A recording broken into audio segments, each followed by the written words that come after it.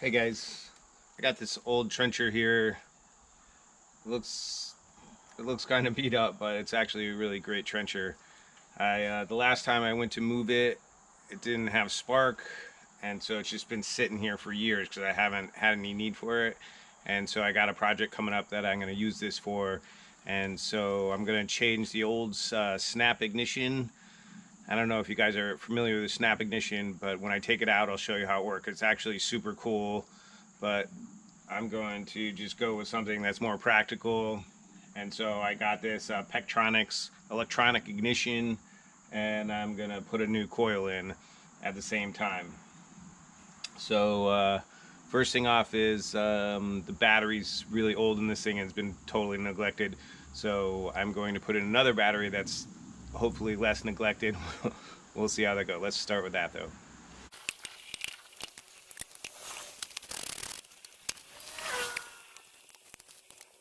Just from working on this thing in the past, I've already labeled the firing order or the cylinders. So this is 1, 3, and this is 4, and this is 2, and I just wrote it down right on here.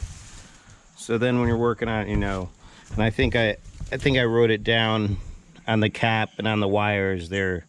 If you can see that, it's kind of far away. All right, the first thing we're going to do is we're just going to get this thing to top dead center.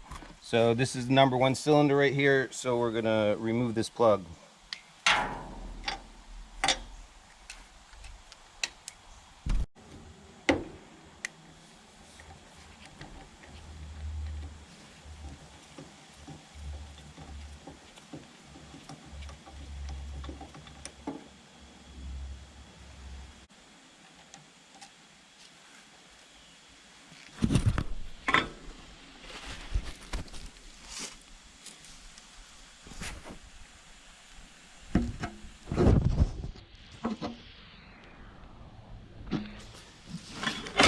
So I don't know if you guys could see that, but you actually see the piston at the top of the cylinder. So let's take another look so you can get a good look at it.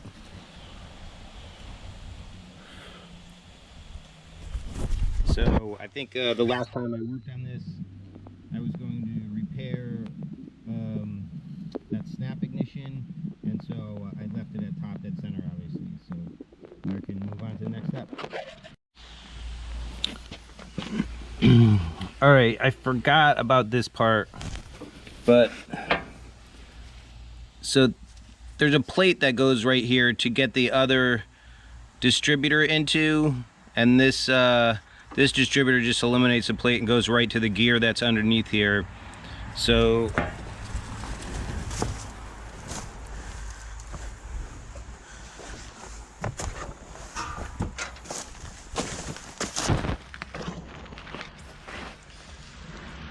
you can see it right here. I've got this other identical motor that I'm not using.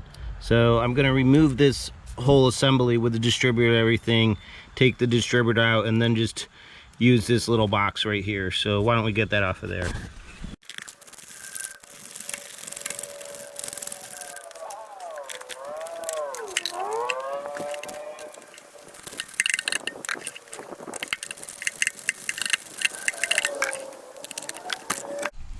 Oh, and guys, if you haven't used these before, these things are awesome that have the head like this. This one's a fancy one, but like I think you can get like a Craftsman one or something like that, but it makes a huge difference when you're doing stuff like this. Okay, here we go. So this is the little adapter piece that we need.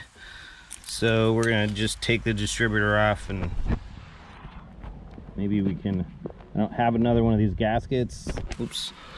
We're gonna take the distributor off. I don't have another one of these gaskets, but hopefully the other one will come off more intact than this one. Otherwise, we're just gonna have to live with this. I have to come back at a later date and fix it. I just need to get this thing up and running.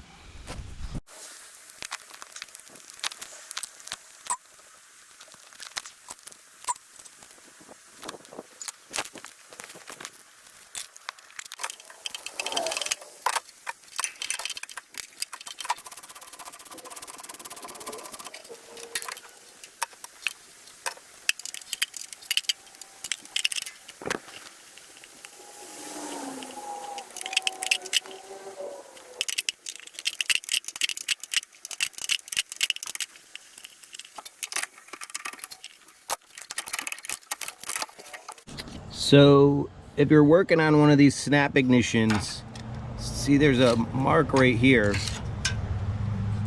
on this gear. We're not going to need it on our new one, but and then there's a little access hole right there. So you take this thing out, and then there's an X on that other gear, and that's those are timing marks to line to make these things jive together.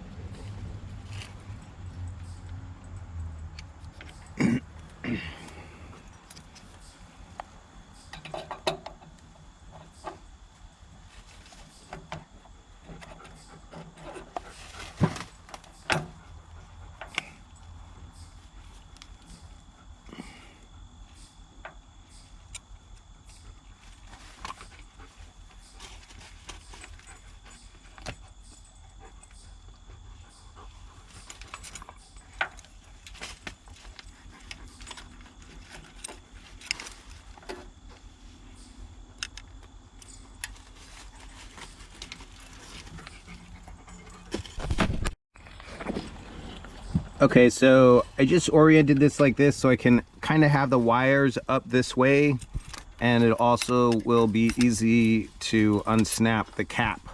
So I thought that was the optimal place. So when we put this back together, when we get the cap on here, we just want to make sure, so we're just going to pop this cap back up here. And so right now, this is pointed closest to this you know, the firing. This is going to fire right here because we're on a compression stroke. I made sure it was on a compression stroke. So now this guy's right here, and so I'm like, oh, what's he closest to? I don't know, maybe he looks closest to this guy. So the distributor will end up like this, and we'll use this as number 1. So then we'll take the appropriate wires, we'll move the wires from here over to here. So right here, we know this is 3 because I wrote that down on here a long time ago.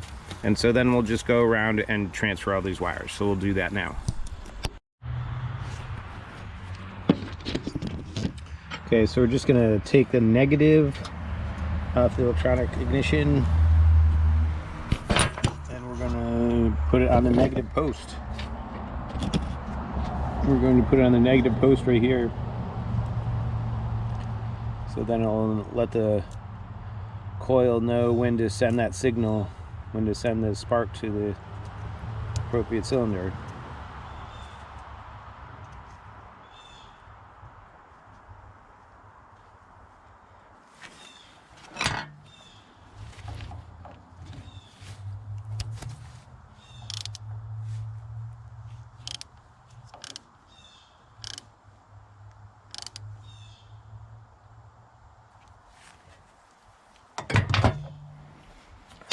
Then we're going to put the positive on this side,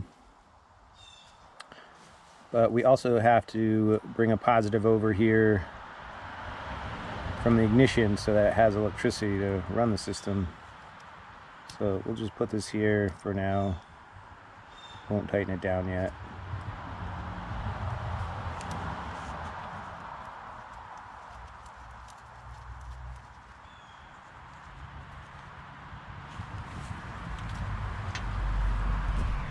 And then I need to dig up a coil wire from somewhere, just because the way the sap ignition works, it doesn't need a coil wire, and we'll talk about that later. So this is probably going to solve some mysteries for you guys.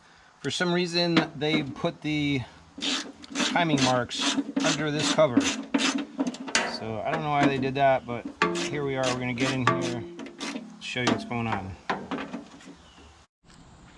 So it's the next day now, and a little ahead of myself here.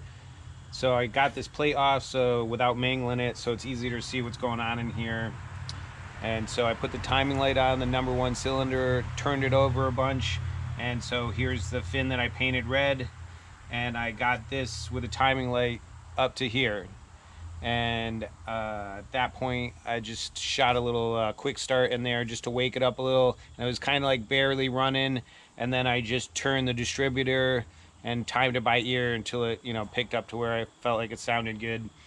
And so right now I'm just gonna get this thing moved out of here so I don't have to be working in the dirt. I'm gonna bring it over the driveway where it's closer to some tools and stuff, and we'll get it a little more dialed in to where we think it should be.